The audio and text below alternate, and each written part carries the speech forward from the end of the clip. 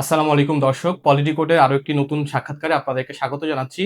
আজকে আমাদের সঙ্গে রয়েছেন এনসিপির যুগ্ম আহ্বায়ক ও জাতীয় নারী শক্তির আহ্বায়ক মনিরা শারমিন। আপনাকে স্বাগত জানাচ্ছি। এছাড়াও তিনি এনসিপি নির্বাচন যেই পরিচালনা কমিটি ছিল সেখানে তিনি সদস্য সচিব হিসেবে দায়িত্ব পালন করেছিলেন। সরাসরি আমরা প্রশ্ন চলে যাই।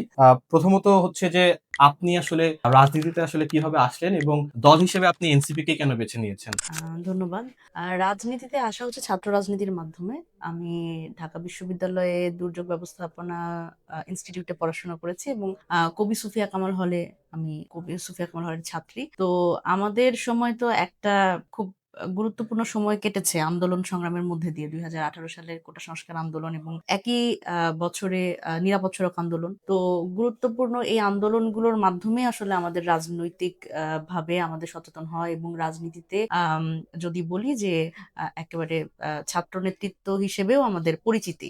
যখন আমরা ২০১৮ সালে কোটা সংস্কার আন্দোলন করলাম, তো স্বাভাবিকভাবে একটা পরিচিতি আমরা পেলাম এবং পরবর্তীতে এই যে আম এমন একটা সময়ের মধ্যে দিয়ে তো আমরা গেছি গত ১৭ বছর আওয়ামী লীগ রেজিম যখন আসলে দমন পীড়নের মধ্যে দিয়ে এবং আমাদের ক্যাম্পাসে আমাদের একটু দাঁড়ানো এবং বাক স্বাধীনতার যে বিষয়টা সেটাও কিন্তু এস্টাবলিশ করতে আমাদের অনেক কষ্ট হয়েছে। তো সেই সময়ে আমরা ডাকসু চাই আন্দোলন করি। আমাদের যে ঢাকা বিশ্ববিদ্যালয়ে কেন্দ্রীয় ছাত্র সংসদ অনেক বছর বন্ধ ছিল। প্রায় ২৮ বছর পরে আমরা আ আন্দোলনের মাধ্যমে ডাকসু আ নির্বাচন করতে সক্ষম হই এবং পরবর্তীতে ২০১৯ সালে হল সংসদ নির্বাচন এবং ডাকসু নির্বাচন হয় এবং আমি কবি সুফিয়া কামাল হলের জিএস নির্বাচিত হই প্রত্যক্ষ ভোটের মাধ্যমে এবং সেই বছর তো আসলে ২৮ বছর পরে ডাকসু হলেও যেটা অসুবিধার জায়গা ছিল সেটা হচ্ছে যে সেখানে ইলেকশন ইঞ্জিনিয়ারিং এর মাধ্যমে আসলে ফলটা বিভিন্নভাবে সেখানে যারা ছাত্রলীগের প্যানেল ছিল তাদের জিতানো হয়েছিল। কিন্তু নারী হলের ক্ষেত্রে এক ধরনের প্রভাব যেটা ছাত্রলীগ সেটা রাখতে পারেনি। কারণ কবি সুফিয়া কামাল হল ছিল নতুন হল। সুতরাং এখানে আসলে যে নারীরা ছিলেন তারা অনেক স্বাধীনচেতা ছিলেন এবং ২০১৮ সালের যে দুটি বড়, বড় আন্দোলন সেখানে এই হলের যারা নারী নেত্রীরা ছিলেন তাদের এবং সাধারণ শিক্ষার্থী যারা ছিলেন তাদের কিন্তু একটা বড় ভূমিকা ছিল। সুতরাং এই জায়গা থেকে আসলে আমরা ২০১৮ সালের যে আন্দোলনগুলো এবং পরবর্তীতে যে আন্দোলনগুলো সেগুলোতে সক্রিয় ভূমিকা রাখি। আর সেই জায়গা থেকেই হয়তো সেখানে আমার নেতৃত্ব সাধারণ শিক্ষার্থীরা গ্রহণ করে এবং পরবর্তীতে ডাকসু নির্বাচন হলো এবং এই ছাত্র নেতৃত্বের মাধ্যমে আসলে আমার রাজনৈতিক জীবন আসলে শুরু এবং পরবর্তীতে এনসিপি কে বেছে নেওয়া আসলে আলাদা করে বেছে নেওয়ার বিষয়টা ছিল না। কারণ এনসিপি তে যারা একেবারে আমি যদি বলি শীর্ষ নেতৃত্বের একাংশ তারা কিন্তু আমরা ২০১৮ সাল থেকেই আমরা যে বিভিন্ন রকম আন্দোলন সংগ্রাম এবং ১৭ সালেও আমরা নো ভ্যাট আন্দোলন বেসরকারি বিশ্ববিদ্যালয়ের যে আন্দোলনগুলো সেগুলোর সাথে আমরা ছিলাম। সুতরাং ক্যাম্পাসে এক ধরনের অ্যাক্টিভিজমের মাধ্যমেই আমাদের এই মোটামুটি আমাদের ছাত্র নেতৃত্বের শুরু এবং এনসিপির যারা আছেন তারা আমাদের সেই সময়কার একটা যদি বলি যে রাজনৈতিক সহযোদ্ধা। আহ, তো সেই জায়গা থেকে আসলে এনসিপি গঠনের শুরু থেকে এনসিপি না ঠিক জাতীয় নাগরিক কমিটি যখন ছিল আমরা ৫ আগস্ট পরবর্তী সময় ভাবলাম যে আসলে কিভাবে করে এই যে রাজনৈতিক যেই সত্তা তৈরি হয়েছে সাধারণ মানুষের মধ্যে বাংলাদেশে একটা গণ অভ্যুত্থান হয়েছে এবং এই গণ অভ্যুত্থানের ফলে কিন্তু প্রত্যেকটা মানুষের মধ্যে রাজনৈতিক একটা পরিবর্তন এসছে যে কখনো রাজনীতির কথা ভাবেওনি সে কিন্তু রাজনৈতিকভাবে সচেতন হয়ে উঠেছে। সুতরাং সেই জায়গা থেকে আমাদের যে চিন্তাটা ছিল যে মানুষকে আসলে ঐক্যবদ্ধ করা এবং রাজনৈতিকভাবে যে সচেতনতা তাদের তৈরি হয়েছে সেটি আমরা কোনোভাবে আসলে ইনস্টিটিউশনালাইজ করতে পারি কিনা সেইখান থেকে চিন্তা করেই আসলে জাতীয় নাগরিক কমিটি এবং পরবর্তীতে জাতীয় নাগরিক পার্টি গঠন। স্বরাষ্ট্রমন্ত্রী সালাউদ্দিন আহমেদকে নিয়ে আমরা দেখি যে আপনার সামাজিক যোগাযোগ মাধ্যম ফেসবুকে কিংবা যখন আপনি কোনো একটা বিষয় নিয়ে বক্তব্য দিচ্ছেন প্রচুর সমালোচনা করছেন। তো এই সমালোচনা করার আসলে কারণটা কি ব্যক্তিগত কোনো বিষয় নাকি রাজনৈতিক? না দেখেন রাজনীতিতে আসলে ব্যক্তিগত কিছু হয় না। জনাব সালাউদ্দিন আহমেদ মাননীয় স্বরাষ্ট্রমন্ত্রী তিনি আসলে আমাদের অত্যন্ত শ্রদ্ধাভাজন একজন মানুষ এবং তার সাথে আসলে আমাদের পরিচয় ওই জাতীয় ঐকমত্য কমিশনে যখন আসলে আমাদের সংস্কার সমন্বয় কমিটি ছিল সেখান থেকে আমাদের এনসিপির পক্ষ থেকে যে সংস্কার সমন্বয় কমিটি ছিল আমি তার একজন সদস্য এবং আমাদের সেই খাতিরে আসলে ঐকমত্য কমিশনে যাওয়া হয়েছে। তো সেই জায়গা থেকে সেখানে বিএনপির পক্ষ থেকে জনাব সালাউদ্দিন আহমেদ তিনি সেখানে প্রতিনিধিত্ব করেছেন এবং প্রত্যেকটা যুক্তি তর্কের ক্ষেত্রে তিনি একটা গুরুত্বপূর্ণ ভূমিকা রেখেছেন এবং যেহেতু তিনি আইনের ছাত্র এবং উনি আমাদের ঢাকা বিশ্ববিদ্যালয়েরই বড় ভাই। তো সেই জায়গা থেকে উনি আইনের ছাত্র এই কারণেই হয়তো উনি আসলে কথাগুলো জোর দিয়ে বললে ওগুলো একটু বেশি গ্রহণযোগ্য হতো, এবং ঐকমত্য কমিশনে এক ধরনের একপাক্ষিক বিষয় আমরা দেখেছি যে ধরেন পুরো ফোরাম যুক্তিতর্ক করে আসলে একটা জায়গায় পৌঁছালেও হয়তো জনাব সালাউদ্দিন আহমেদ আইনের ছাত্র বলে এবং উনি বিএনপির একজন গুরুত্বপূর্ণ সদস্য বলে হয়তো ফোরামটাকে উনি প্রভাবিত করতে পারতেন। তো এটা একটা বিষয় যে সেখানে উনি এক ধরনের ওনার বক্তব্য ছিল এবং আমরা সেখানে যথেষ্ট যুক্তিতর্ক করেছি, কিন্তু পরবর্তীতে যেটা হয়েছে যে আসলে এটা ব্যক্তি সালাউদ্দিন আহমেদ বলে নয়, এখানে অন্য যে কেউ থাকলেও হয়তো ব্যাপারটা সেটাই হতো। কারণ আমরা দেখলাম যে নির্বাচনের আগে তাদের যেই রাজনৈতিক অবস্থান গণভোট নিয়ে এবং জুলাই সনদ বাস্তবায়ন নিয়ে তাদের এক ধরনের যে আমরা আন্তরিকতা দেখতে চেয়েছিলাম, সেটি তো আমরা আসলে পাইনি নির্বাচনের আগেও। কিন্তু তারপর তখনও আমরা বলেছি যে তারা আসলে সংস্কারের ব্যাপারে খুব বেশি আগ্রহী না বা খুব বেশি আন্তরিক না।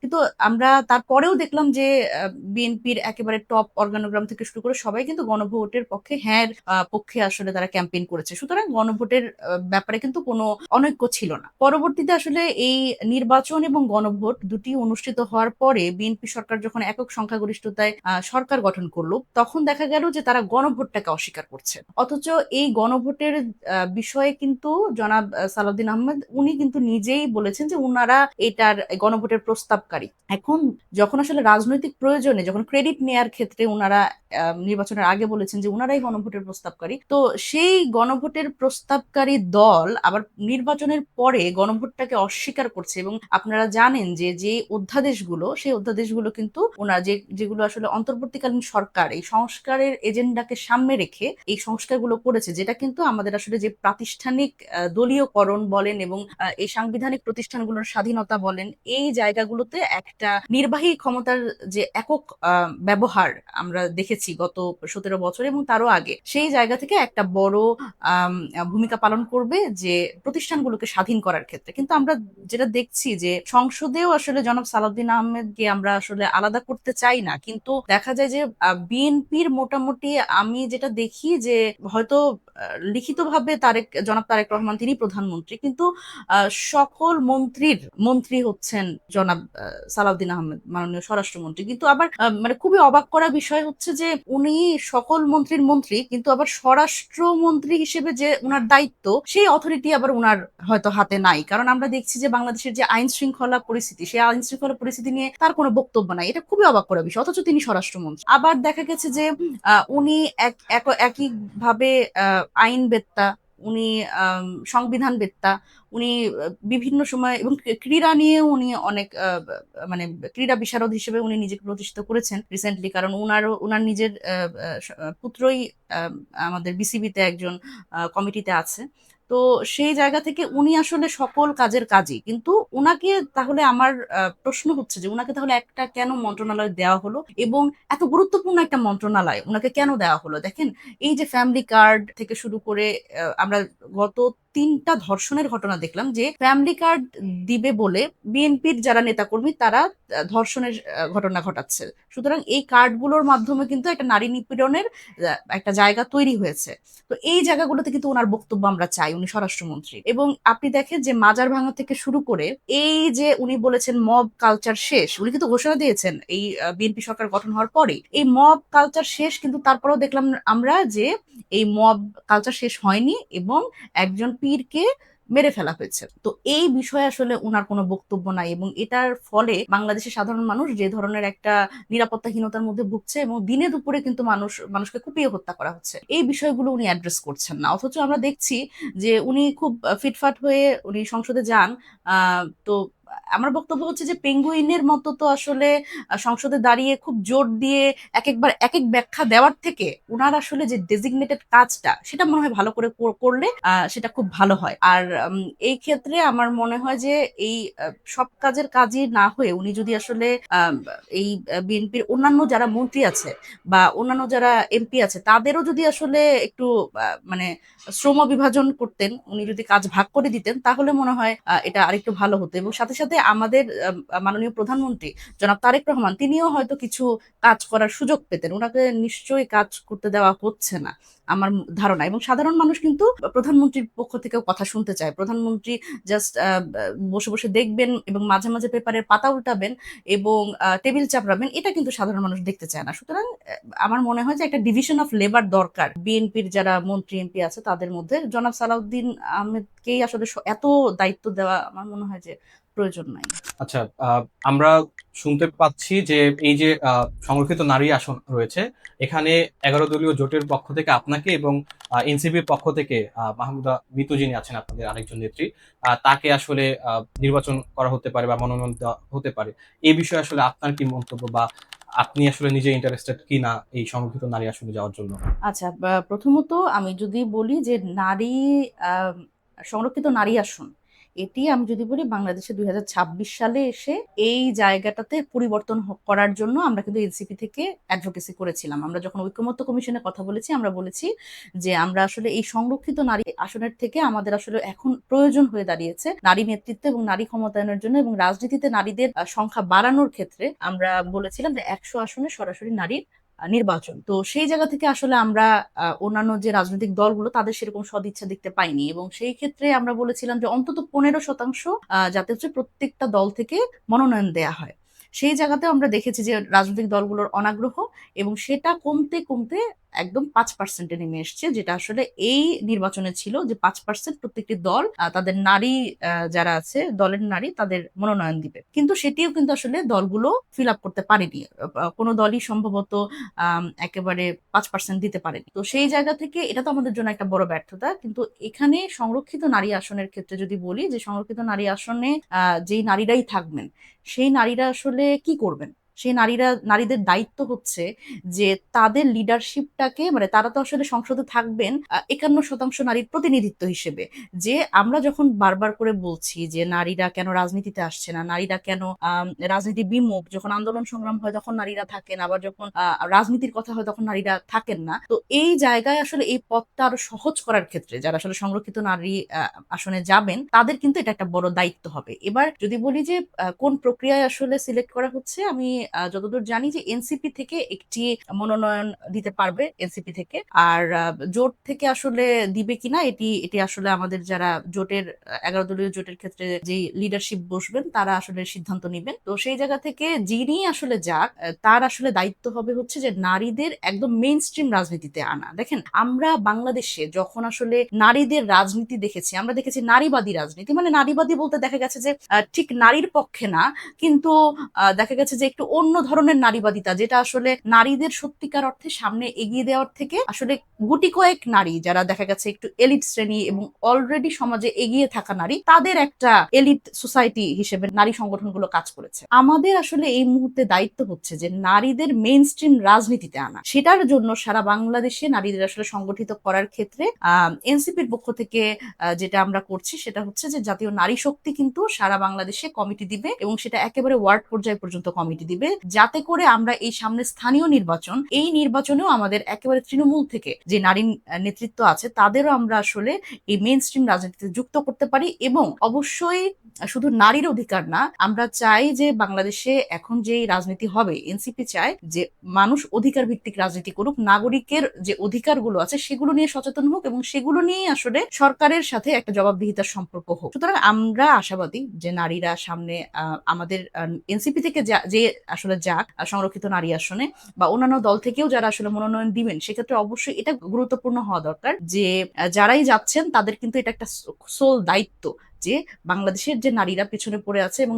যারা রাজনীতি বিমুখ, সেই নারীদের আসলে মোটিভেটেড করে এই জায়গাতে আনা। 11 দলীয় জোটে যখন আসলে এনসিপি গেল, এবং সেই সময়টিতে আমরা দেখেছি যে এনসিপি যারা নেত্রী ছিলেন, যেমন তাসনিম জারা সহ আর অনেকেই আসলে পদত্যাগ করেছিলেন। তো এই পদত্যাগ করার আসলে কারণটা কি, এবং যেহেতু নির্বাচন হয়ে গিয়েছে, তো এখন আসলে নতুন ভাবে আবার তাদেরকে ফিরিয়ে আনার জন্য কোনো প্রক্রিয়া বা কোনো কার্যক্রম চলছে কিনা? আচ্ছা, প্রথমত দেখেন, আমরা তো তরুণ রাজনৈতিক দল, এখানে বেশিরভাগ যারা নেতৃত্ব আছেন তারা তরুণ, এবং এমন অনেক এখানে নেতৃত্ব আছেন যারা এই 5 আগস্টের পরে রাজনীতি করা শুরু করেছে এবং এর আগে কখনো রাজনৈতিক ইতিহাস তাদের নাই বা লড়াই সংগ্রামের ইতিহাস নাই। সুতরাং অনেকেই আবার অ্যাক্টিভিজম করেছে, ছাত্র রাজনীতির ওরিয়েন্টেশনও হয়তো নাই। সেই জায়গা থেকে দেখেন এখানে আমাদের এই প্রথম নির্বাচন ছিল, প্রায় 1 বছরের মাথাতেই আমাদের একটা নির্বাচন। সেই নির্বাচনে আসলে এরকম আমাদের যদি বলি যে অর্গানাইজেশনাল ক্যাপাসিটি, মানে সাংগঠনিক জায়গা থেকে আমাদের যে ক্যাপাসিটি সেটাও খুব বেশি ছিল না, আমাদের সাংগঠনিক দুর্বলতা ছিল, এটা একেবারেই সত্য। এবং আমাদের যারা এই 1 বছরের দলে যারা আসলে শীর্ষ নেতৃত্ব, তাদেরও কিন্তু আসলে আমাদের, আমি যদি বলি যে আমাদের যে রাজনৈতিক অর্থনীতি সেটি নিয়েও কিন্তু আমাদের টানাপোড়েন চলছিল। সেই জায়গা থেকে আসলে নির্বাচনটা একটা বড় কর্মযজ্ঞ এবং এখানে আমাদের মানে একেবারে 300 আসনে প্রার্থী দেওয়ার ক্ষেত্রে অনেক যাচাই বাছাই প্রয়োজন ছিল এবং নানান ধরনের প্রক্রিয়ার মধ্যে দিয়ে আমাদের যেতে হয়েছে, কিন্তু শেষ পর্যন্ত কিন্তু আমরা আসলে 300 আসনে প্রার্থী দিয়ে আমরা নির্বাচনে অংশগ্রহণ করতে পারিনি। এই একটা সিদ্ধান্ত, এটা অনেকেই আমরা এক্সপেক্ট করেছিলাম যে আমরা প্রত্যেকটা দলই তো যত ছোটই হোক, মানে সেই দলের তো আশা থাকে যে সে একটা সময় বাংলাদেশের সবচেয়ে বড় দল হবে। সুতরাং আমাদের যারা তরুণরা এই দলে আছেন, যে নেতা নেত্রীরা, তাদের কিন্তু একটা এক্সপেকটেশন ছিল যে আমরা 300 আসনে প্রার্থী দিব এবং বাংলাদেশের সাধারণ মানুষের মধ্যে শাপলা কলির প্রতি, এই মার্কাটার প্রতিও যে ভালোবাসা আমরা দেখেছি এবং এই জুলাই আন্দোলনের যারা নেতৃত্ব, তার একাংশ তো এনসিপিতে আছে, তাদের যে তাদের প্রতি মানুষের, সাধারণ মানুষের যে ভালোবাসা, সেটা আমরা দেখেছি। তো সেই দাবি থেকেই আসলে আমাদের অনেক নেতৃত্ব চেয়েছিলেন যে আমরা 300 আসনে নির্বাচন করি, কিন্তু বাস্তবতা তো আসলে অনেক ক্ষেত্রে আমাদের বাস্তবতার কাছে হার মানতে হয়। সেই জায়গায় আমরা আসলে আমাদের এই জোটটা করতে হয়েছে এবং সেটা আমরা একটা রাজনৈতিক কৌশল হিসেবেই দেখি, কারণ এই জোটটি তো কোনো আদর্শিক জোট না। এনসিপি আসলে এনসিপির মতো করে তারা তাদের রাজনীতিটা করবে এবং জামাতের রাজনীতির জায়গাটা তো আলাদা। কিন্তু এই সময় আরো একটি খুব গুরুত্বপূর্ণ বিষয় আমাদের সামনে এসছে, সেটা হচ্ছে যে জাতীয় স্বার্থে আমাদের সংস্কার ইস্যুটাতে আমাদের একটা অর্গানিক অ্যালাই দরকার ছিল। আমরা ঐকমত্য কমিশনে যখন আলাপ আলোচনা করেছি, আমরা বিএনপির পক্ষ থেকে দেখেছি যে তারা সংস্কারের বিষয়ে খুব বেশি আগ্রহী না। সেই ক্ষেত্রে আমাদের সাথে জামাত, এবি পার্টি এবং অন্যান্য ছোট ছোট আরো অনেকগুলো দল, তাদের সাথে কিন্তু আমাদের এক ধরনের মতৈক্য ছিল। সেই জায়গা থেকে কিন্তু আমাদের এই জোটটি করার একটা সিদ্ধান্ত, এবং এই জোটটি কিন্তু বারবার করে একভাবে ফ্রেম করা হয় যে জামাত এনসিপি জোট, কিন্তু এটি আসলে হয়তো জামাতের সাথে এনসিপি সবচেয়ে বড় একটা দল হিসেবে হয়তো এখানে আছে, কারণ বেশি সংখ্যকের, কিন্তু এছাড়াও কিন্তু আরো অনেক ছোট ছোট দল ছিল যাদেরও কিন্তু একটা এজেন্ডা হচ্ছে সংস্কার। সেই জায়গা থেকে এইখানে আসলে এই যে একটা খুব দ্রুত সিদ্ধান্তটা নিতে হয়েছে, এই জায়গায় আমাদের অনেকে আসলে ব্যক্তিগত পর্যায়ে অনেকের আদর্শিক জায়গায় তাদের কম্প্রোমাইজ করতে হয়েছে, হয়তো একটু বড় বৃহৎ স্বার্থকে সামনে রেখে নিজেদের যে ইগো সেটা একটু পেছনে রাখতে হয়েছে। এরকম নানান ধরনের টানাপোড়েন আমাদের মধ্যে ছিল। তো সেই জায়গা থেকে আমাদের কিছু সহযোদ্ধা তারা আমাদের দল থেকে পদত্যাগ করেছে, অনেকে নিষ্ক্রিয় হয়ে গেছেন। কিন্তু এই জায়গাতে আমরা যেটা বলি সেটা হচ্ছে যে আমাদের দলের যেই সবাই আছেন যারা, তাদের পক্ষ থেকে আসলে উই আর ভেরি ওপেন, ওনারা যদি আসলে ফেরত আসতে চান। এবং দেখেন এই জায়গায় নির্বাচনটার যে সিদ্ধান্তটা, দেখেন সিদ্ধান্ত তো দলের পক্ষ থেকে নিতে হয়েছে। এখন সেখানে আসলে রাজনীতি তো আসলে খুব ছোট বিষয় না, রাজনীতি কিন্তু অনেক দিনের বিষয়। সুতরাং এখানে আসলে আমাদের একটু বুঝে শুনে পা ফেলতে হচ্ছে, আমরা ভবিষ্যতেও একটু বুঝে শুনে পা ফেলবো। সেখানে দেখা যাবে যে হয়তো আজকে জামাতের সাথে জোট, সেটা হয়তো কালকে নাও থাকতে পারে, আবার এমনও হতে পারে যে এই জোটটি আমাদের এই সংস্কার ইস্যুতে হয়তো আরো বেশ কিছুদিন টেনে নিয়ে যেতে হতে পারে। সুতরাং আমার মনে হয় যে বাস্তবতা মাথায় রেখে এনসিপির যে রাজনীতি, সেই রাজনীতিটাকে ধারণ করে আমার মনে হয় যে যারা চলে গেছেন তারা যদি মনে করেন ফিরে আসতে চান, সেক্ষেত্রে আমার মনে হয় যে আমাদের দলের কারোর কোনো আপত্তি থাকবে না, কারণ আমরা চাই আসলে সবাই মিলে বাংলাদেশটাকে সামনের দিকে, বাংলাদেশপন্থী যে রাজনীতিটা সেটি এগিয়ে নিয়ে যায়। জনতার স্কুল নামে আপনার হচ্ছে একটি পাইলট প্রোগ্রাম আছে এবং আপনি কার্যক্রম করেছেন, তো এইটা নিয়ে আসলে আপনার পরিকল্পনাটা কি, আসলে ভবিষ্যতে কি করবেন? জনতার স্কুলটা আসলে একটা, হ্যাঁ, পাইলট প্রোগ্রাম। সেটা হচ্ছে একেবারে তৃণমূল থেকে নারীদের নেতৃত্ব আসলে সামনের দিকে তুলে নিয়ে আসা এবং নারীদের তাদের অধিকার সচেতন করে তোলা। দেখেন এখানে আসলে একটা এক্সাম্পল যদি দেই, যে এই যে ফ্যামিলি কার্ডের কথা বলে বা ফ্যামিলি কার্ডের প্রলোভন দেখিয়ে যখন আসলে কোনো নারীকে হেনস্থা করা যাচ্ছে, ধর্ষণ করা যাচ্ছে, তার মানে সেই নারী আসলে সচেতন না যে তার আসলে কোনটা পাওয়ার কথা এবং কোনটা পাওয়ার কথা না। শুধু নারী না, এটাই আসলে জনতার স্কুল যেটা করবে সেটা হচ্ছে যে আমরা একটা কমিউনিটিতে যাই, আমরা এই প্রোগ্রামটা হচ্ছে আসলে ওয়ার্ড ভিত্তিক প্রোগ্রাম, একেবারে নিউক্লিয়াসে সেই ওয়ার্ড ভিত্তিক আমরা একটা উঠান বৈঠক করি। এই জনতার স্কুলে নারী পুরুষ উভয়ই থাকে। এখানে আমরা যেটা করি সেটা হচ্ছে যে বাংলাদেশ সরকারের যেই সামাজিক নিরাপত্তা কর্মসূচি আছে সেই কর্মসূচিতে একেবারে পিছিয়ে পড়া প্রান্তিক জনগোষ্ঠীকে সামনের দিকে এগিয়ে নিয়ে যাওয়ার জন্য কিন্তু কিছু ভাতা আছে এবং কিছু সরকারের পক্ষ থেকে কিছু কর্মসূচি আছে, যেমন বিধবা ভাতা, বয়স্ক ভাতা, মাতৃত্বকালীন ভাতা, তারপরে প্রতিবন্ধী ভাতা।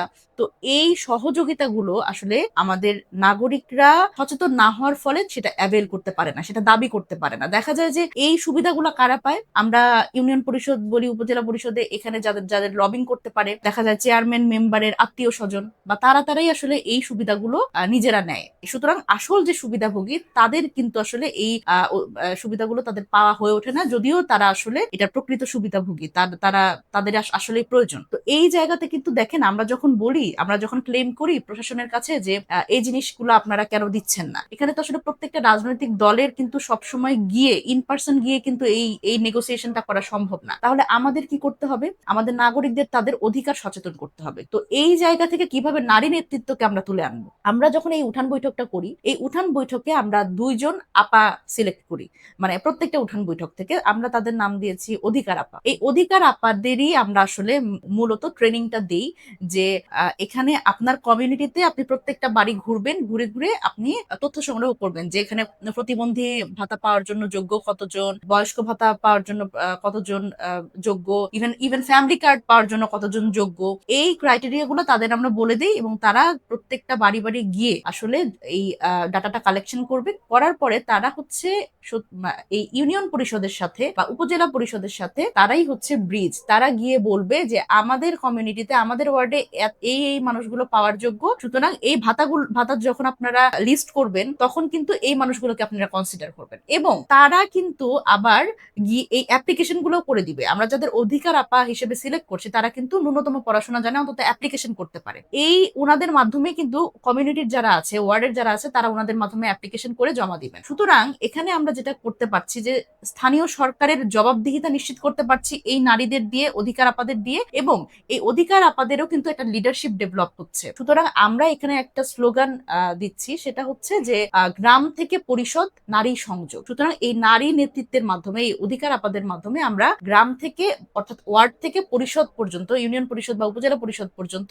আমরা এক ধরনের সংযোগ তৈরি করতে চাচ্ছি। সুতরাং আমরা এতদিন কি দেখেছি? সবসময় নারী নেতৃত্ব আমরা উপর থেকে চাপিয়ে দেওয়া হয়, কিন্তু এটার মাধ্যমে একটা অর্গানিক লিডারশিপ নারীদের তৈরি হবে, যেটা হচ্ছে তার কমিউনিটির জন্য যেরকম সবাই মানবে, এবং সেই জায়গা থেকে সে যদি পরবর্তীতে আমরা যদি তাদের মোটিভেট করতে পারি স্থানীয় সরকার নির্বাচনে, যেহেতু আমাদের নারী ভাইস চেয়ারম্যান আছে, কাউন্সিলর আছে, মেম্বার আছে, সুতরাং এই পদগুলোর জন্য কিন্তু ইনারা নিজেদের তৈরি করে। এটাই মূলত আসলে এই জনতার স্কুলের উদ্দেশ্য, যেখানে আসলে নারী নেতৃত্ব তৈরি করা একেবারে তৃণমূল পর্যায়ে। যখন আসলে এনসিপি জামাতের জোটে যায় সেই সময়টিতে একটি ছবি প্রকাশিত হয়েছে যে আপনি জামাতের আমিরের পিছনে বসেছিলেন এবং এইটা নিয়ে আসলে অনেক সমালোচনা করা হয়। তো ওই সময়টা আসলে আপনি নিজে কিভাবে শক্তিশালী ছিলেন কিংবা এইটাকে কিভাবে আপনি নিজে সামাল দিয়েছিলেন? দেখেন, ওই একটা বিভৎস আর কি স্মৃতি, সেটা হচ্ছে যে প্রচুর অনলাইন ব্যাশিং এর মধ্যে দিয়ে আমাকে যেতে হয়েছে। ওই ঘটনাটা ছিল এরকম যে যেহেতু নির্বাচন পরিচালনা কমিটির সেক্রেটারি হিসেবে আমি দায়িত্ব পালন করছিলাম, তো জোটের যে সংবাদ সম্মেলন সেইখানে আসলে আমাদের নির্বাচন পরিচালনা কমিটির চেয়ারম্যান আসিফ মাহমুদ সজীব ভুঁইয়া এবং আমি ওই মিটিং এ যাই। ওই সংবাদ সম্মেলন আগে আমাদের একটা মিটিং ছিল, সেই মিটিং এ আমরা যাই এবং পরবর্তীতেই সংবাদ সম্মেলন হবে, সুতরাং সেখানে আমরা অ্যাটেন্ড করি। তো যেহেতু এনসিপি আসলে অন্যান্য যে দলগুলো ছিল ওখানে 11 দলীয় জোটের, তাদের বেশিরভাগই দেখা গেছে ইসলামিস্ট দল, তাদের স্বভাবতই তাদের নারী নেতৃত্ব ছিলেন না, কেউই ছিলেন না, মানে আমি জানি না, তাদের হয়তো নারী নেতৃত্ব সেভাবে করে হয়তো সামনে আসেন না। কিন্তু এনসিপির পক্ষ থেকে যেহেতু আমি দায়িত্বশীল, সেই জায়গা থেকে আমার এই কারণেই আসলে সেখানে যেতে হয়েছিল। তো যেহেতু প্রেস কনফারেন্সে আমি উপস্থিত ছিলাম, তো আমি স্বাভাবিকভাবেই বসি। পরবর্তীতে আমি আবিষ্কার করি যে সেই রুমের মধ্যে আমি ছাড়া আর কোনো নারী নাই। তো এটা আমাকে আসলে ওই মুহূর্তে খুব বেশি আমার কাছে বিব্রতকর মনে হয়নি, কারণ আমি আসলে একটা পলিটিক্যাল জায়গা থেকে আমার দায়িত্ব পালনের জন্য আমি গেছি, এবং স্বাভাবিকভাবে আসলে ওই প্রেস কনফারেন্সটা শেষ হলো। পরবর্তীতে আসলে আমি বাস্তবতার মুখোমুখি হলাম হচ্ছে যখন আমি প্রেস কনফারেন্স থেকে বের হলাম। বের হওয়ার পরে আমি সোশ্যাল মিডিয়াতে যখন দেখলাম যে আসলে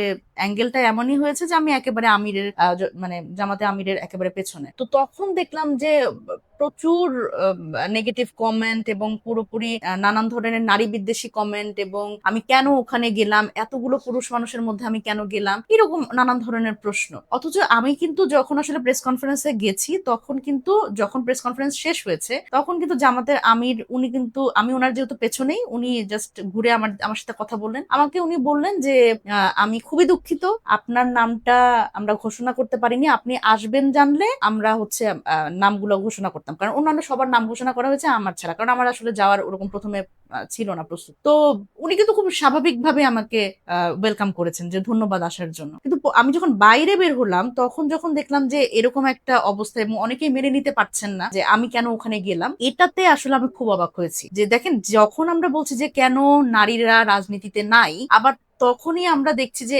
একমাত্র নারী হিসেবে আমি একটা প্রেস কনফারেন্সে বসছি এবং আমি এনসিপির পক্ষ থেকে বসছি। এনসিপিতে তো আসলে নারীরা রাজনীতি করবে না এমন তো কোনো বিষয় নাই, বরং আমরা নারীরা যাতে রাজনীতিতে আসে সেই বন্দোবস্ত করবার চেষ্টা করছি। তো সেই জায়গা থেকে ওই সময়টা আসলে খুব কঠিন গেছে। আমি আসলে যেটা চিন্তা করছিলাম ওই কমেন্ট গুলো যখন পাচ্ছি, তারপরেও আমার তখন মনে হয়েছে, দেখেন আমি ওখানে গেছি এনসিপির প্রতিনিধিত্ব হিসেবে, এবং একমাত্র নারী হিসেবে যদি আমি ওখানে থাকি, তাহলে আমি তো বাংলাদেশের 51% নারী প্রতিনিধিত্ব করছি, মানে বাংলাদেশের হাফ অফ দ্য পপুলেশন, তাদের প্রতিনিধিত্ব হিসেবে আমি ওখানে বসেছি, এবং আমি রাজনৈতিকভাবে ওখানে এম্পাওয়ার্ড, মানে আমি কিন্তু শুধুমাত্র রিপ্রেজেন্টেশন হিসেবে বসি নাই, আমি এনসিপির যুগ্ম আহ্বায়ক, আমি নির্বাচন পরিচালনা কমিটির সেক্রেটারি হিসেবে সেখানে গেছি। সুতরাং আমার কাছে মনে হয়েছে যে না, আমার এই গালিগুলো হজম করতে হবে, এই নেগেটিভ কমেন্ট গুলো আমার হজম করতে হবে, এবং আমার তারপরেও ওখানে আমি যে বসেছি, মানে আমার ওই দৃঢ়তা রাখতে হবে, কারণ আমি যদি ওখানে দুর্বল হয়ে যাই, তাহলে আমি যখন মোটিভেট করছি একদম তৃণমূলের নারীদের যারা আসলে ভয় পাচ্ছে এই রাজনীতিতে আসার ক্ষেত্রে, যেমন আমাদের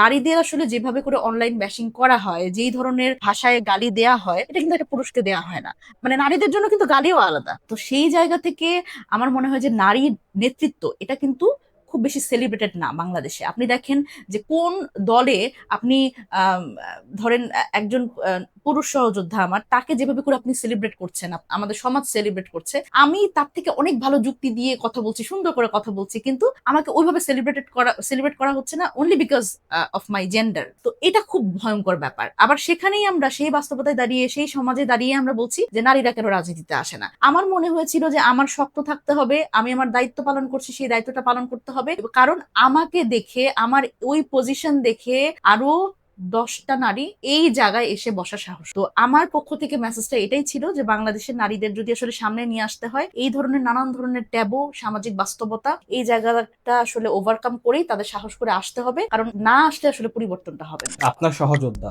নাহিদ ইসলাম, আসিফ মাহমুদ, আক্তার হোসেন এবং হাসনাত আব্দুল্লাহ, এই চারজনকে নিয়ে আপনার আসলে মনোভাবটা কেমন? প্রত্যেককে নিয়ে যদি এক লাইন করে কিছু বলেন। নাহিদ ইসলাম হচ্ছে আম, খুব রেজিলিউট, মানে একেবারে যেটাকে বলে যে আম, সে অনেক কিছু চিন্তা করে, অনেক কিছু চিন্তা করে সিদ্ধান্ত নেয়, এবং সে আম, একটু চুপচাপ শান্ত, সে যথেষ্ট দূরদর্শী রাজনৈতিক ক্ষেত্রে। সে আগে থেকেই, এটা কিন্তু এই সময়কার নাহিদ ইসলাম না, সে রাজনীতিতে অনেকদিন ধরে আছে, তার রাজনীতির একটা বোঝাপড়া আছে, সে দূরদর্শী রাজনৈতিক। আরেক আসিফ মাহমুদ। আসিফ মাহমুদ, আসিফ মাহমুদ সজীব ভুইয়া হচ্ছেন, আমি যদি বলি ডুয়ার, উনি কাজ করেন। মানে আমরা অনেক সময় দেখি যে আমরা অনেক কিছু বলি কিন্তু করি না, কিন্তু একজন নেতৃত্বের এটা একটা খুব গুরুত্বপূর্ণ দিক যে নেতা হচ্ছে শুধু কাজ করাবে না, সে নিজেই করবে। তো আসিফ মাহমুদ সজীব ভুইয়া হচ্ছে একেবারে ডুয়ার, এবং মানে একটা কাজের সে হয়তো, মানে সে এক্সিকিউশন এবং সংগঠন এই দুইটা সে খুব ভালো বোঝে। সুতরাং সে একজন,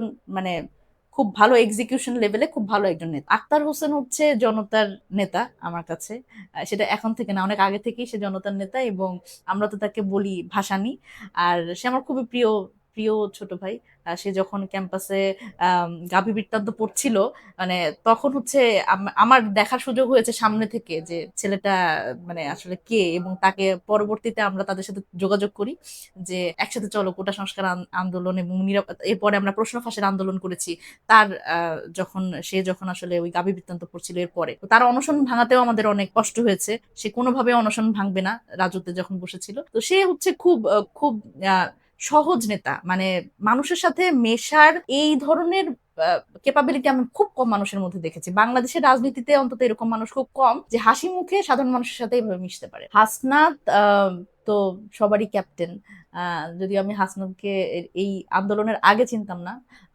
হাসনাত হচ্ছে আমার কাছে মনে হয়েছে যে আম, সে হচ্ছে খুব অথেন্টিক থাকতে চায় মানুষের কাছে। সে অ্যাকাউন্টেবল থাকতে চায়, এটা একজন নেতার খুব বড় একটা গুণ। ধরেন আমরা অনেক কিছুই করছি, কিন্তু মানুষের সাথে সংযোগটা করা এবং আমরা যে কাজগুলো করছি ওটা কেন করছি, কারণ নেতার সাথে কিন্তু সাধারণ মানুষের একটা বড় দূরত্ব থাকে। নেতাদের সাধারণ মানুষের চিন্তা হচ্ছে নেতারা গাড়ি চড়ে আসবে যাবে, কিন্তু তাদের সাথে খুব বেশি যোগাযোগ হবে না, তাদের সাথে শুধুমাত্র ইলেকশনের সময় যোগাযোগ হবে। কিন্তু হাসনাত হচ্ছে এমন একটা নেতা বাংলাদেশের রাজনীতিতে, সে এই ধারণার পরিবর্তন করে মানুষের কাছে নিজে থেকেই জবাবদিহিতা শুরু করেছে, এবং সে এমপি হওয়ার পরেও সেই জবাবদিহিতাটা কন্টিনিউ করছে, এবং এটা আসলে অন্যান্যদের চাপে ফেলছে। সুতরাং সে আসলে সাধারণ মানুষের সাথে সেই সংযোগ স্থাপন করতে পেরেছে। সার্জিস হচ্ছে সে তো আমাদের খুবই স্মার্ট স্মার্ট বয়, এবং তার তো অনেক নারী সমর্থক আছে। তো সে হচ্ছে আম, মোটামুটি আমার কাছে মনে হয় যে সে নারীদের কাছে জনপ্রিয় নেতা, এবং অবশ্যই সে সাংগঠনিকভাবে অত্যন্ত দক্ষ। নাসিরের হচ্ছে একটা গুণ আছে, সেটা হচ্ছে সে খুব সহজভাবে হেসে, তার হাসিটা অনেক সুন্দর এবং তার চোখটা অনেক স্বচ্ছ। তো তার মানে সহজভাবে মানুষকে আসলে খুব অ্যাকোমোডেটেড ফিল করাইতে পারে, এইটা হচ্ছে ওর একটা বড় গুণ, এবং এটা সে প্রমাণ করেছে। সে খুব কম সময়ে ঢাকা ৮ আসনে ক্যাম্পেইনের মাধ্যমে সে হচ্ছে এটা করতে পেরেছে। সে আমার কাছে মনে হয় সে খুব মানে নেতাদের কিন্তু পারফর্মও করতে হয়, সে অনেক বড় পারফর্মার। এক একজন নেতার তো আসলে এক এক ধরনের গুণ থাকে, সে আসলে খুব ভালো পারফর্ম করতে পারে সাধারণ মানুষের সামনে, এটা একটা খুব বড় গুণ। সর্বশেষ প্রশ্ন হচ্ছে যে ভবিষ্যতে আপনি নিজেকে কোথায় দেখতে চান, এবং আপনার কাছে কি মনে হয় যে নারীদের রাজনীতির জন্য আসলে এনসিপি হচ্ছে বেস্ট একটা জায়গা কিনা?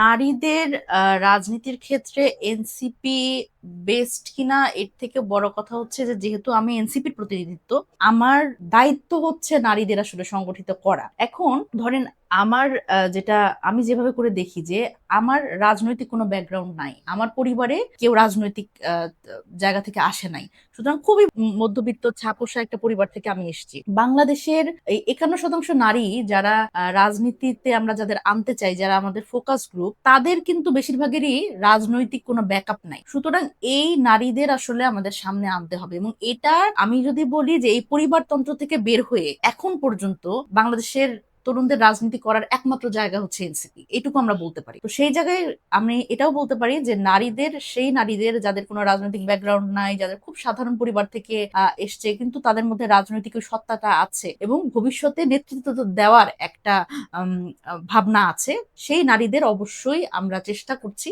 যে একত্রিত করা, এবং তাদের অবশ্যই আমার মনে হয় যে এনসিপি তাদের একটা বড় আশার জায়গা হতে পারে, এবং ভবিষ্যতে তো আমরা আমাদের কাজকর্মের উপর ডিপেন্ড করবে আরো যে নারীরা আসলে কতখানি মোটিভেটেড আমরা করতে পারবো। আর আমার ভবিষ্যৎ পরিকল্পনা হচ্ছে আপাতত নারী শক্তি নিয়ে আমার ভবিষ্যৎ পরিকল্পনা, এবং বাংলাদেশের রাজনীতিতে আমি সবসময় একটা জিনিস চেয়েছি যে বাংলাদেশের রাজনীতিতে একটা মিনিংফুল চেঞ্জ লাগে। দেখেন আমরা এই খুব বেশি নতুন রাজনৈতিক বন্দোবস্ত কিন্তু কায়েম করতে পারি নাই, এটা একেবারে সত্য কথা, সত্য কথা স্বীকার করতে কোনো অসুবিধা নাই। আমরা কিন্তু এই বার্তাটা দিয়ে কিন্তু আমরা রাজনীতিটা শুরু করেছি যে আমরা নতুন ধরনের একটা রাজনৈতিক সংস্কৃতি গড়ে তুলব। সেই জায়গাতে আমাদের অনেক কিছু করবার আছে, আমাদের অনেক আইডিয়া লাগবে, অনেক পলিসি লেভেলে অনেক কাজ লাগবে, যেটাতে আমরা আসলে তরুণদের একসাথে করতে পারবো। আমাদের কিন্তু অনেক ক্ষেত্রে আমরা এই নতুন রাজনৈতিক বন্দোবস্তটা মুখে বলেছি, কিন্তু এস্টাবলিশ না করার ফলে অনেক তরুণরা আমাদের থেকে বিমুখ হয়ে গেছে। আমার ভবিষ্যৎ পরিকল্পনা পরিকল্পনা হচ্ছে যে আমাদের আইডিয়া, আমাদের নতুন নতুন কর্মসূচি,